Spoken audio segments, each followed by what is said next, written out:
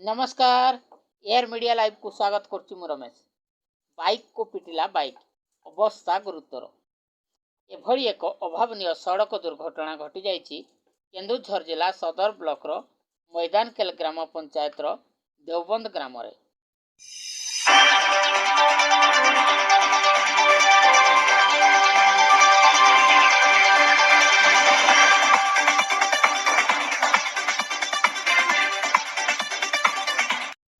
गाड़ी number OD09X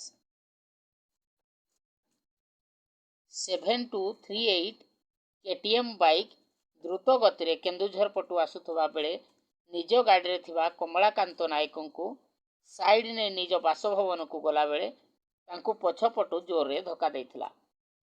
फल रे बाइक सह तांकु 20 फुट दूर को घोसारी नै जाइथिला।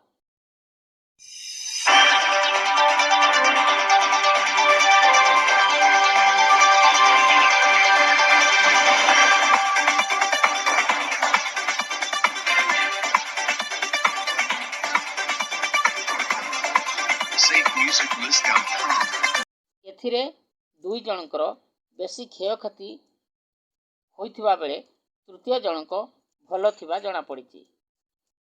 एहा फल रे कमलाकांत नायकंकर बेसी क्षति होइथिबार देखणाहारी माने मत दियंती एवं केटीएम रे थिबा दुई जनक मध्यरु आरोही जनकर मध्य चेता नथिबा बेले अन्य जणे भल रहिछि एहा प्रकाश करंती।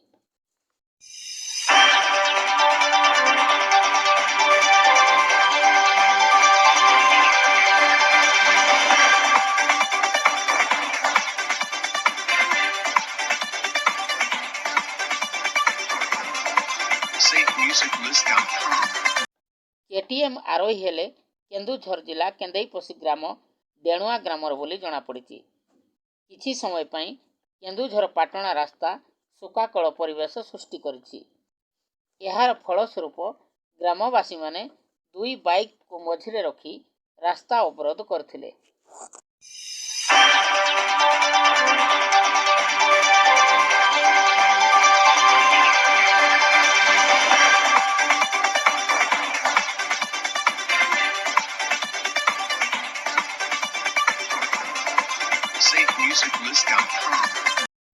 केन्दुझर पुलिस को फोन जोगे संपर्क करा फल पुलिस आसी घटनास्थल पहुंचवा परे लोक मैंने रास्ता अवरोध हटिथिले। दुर्घटना पीड़ित मानू सदर बड़ डाक्तरखाना को पठै दिया जाइछि। घटनार सविशेष तदारक करिवा परे सटीक तथ्य पदाकु आसिबो।